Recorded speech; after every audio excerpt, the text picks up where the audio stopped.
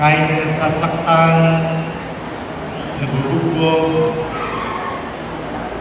kahit na kung minsan ang sarap-sarap tingnan yung ibang buhay, ng ibang ibon, parang nakakaingit yung iba, pa-relax-relax lang, ang sarap ng kanilang buhay, at ako, nabubugbog, nakitinig, nakukuryente, na andoon pa rin siya. In fact, akala nga nung kanyang boss, iniwan na siya.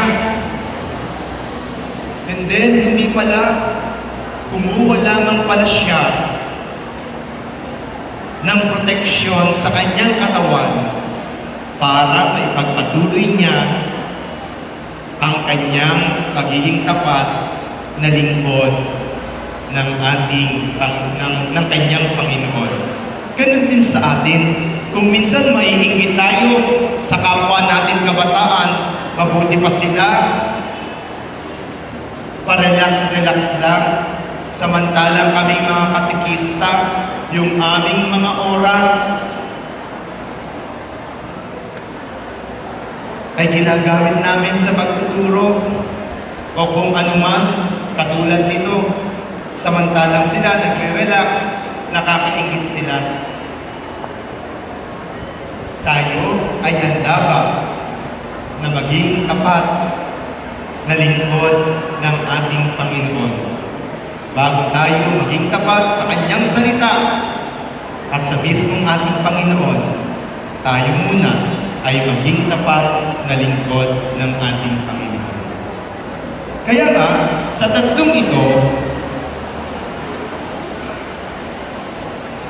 tatlong katanungan para sa ating lahat.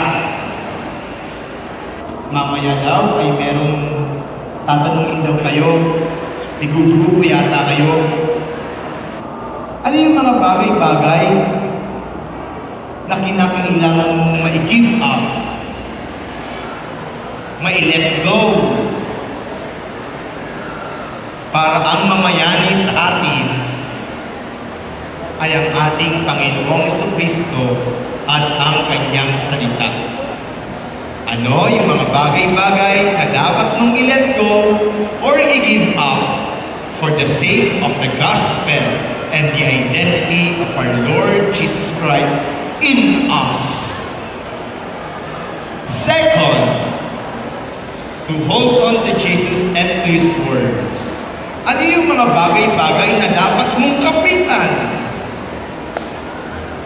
Kahit na kung minsan ay masakit, na kahit kung minsan ay walang patutunguhan, na kahit na minsan ay nagmumukha akong tanga sa harapan ng iba, ano yung mga bagay-bagay kong panghawakan o kapitan sa salita o sa gospel ng ating Panginoong Jesucristo upang tayo maging tapat sa Kanya? At ang ikatlong katanungan, to be faithful servants of Jesus. Ano-ano ang maibibigay mo o ano-ano ang katangian na meron sa iyo at kailangan mong kunin o hanapin pa upang ikaw o tayong lahat ay maging tapat na alagad, tagapaglingkod ng ating Panginoong Jesucristo. So yan, tatlong katanungan na yan ang dapat nating salang-alang nang sa gayon tayo. So, nang sa gayon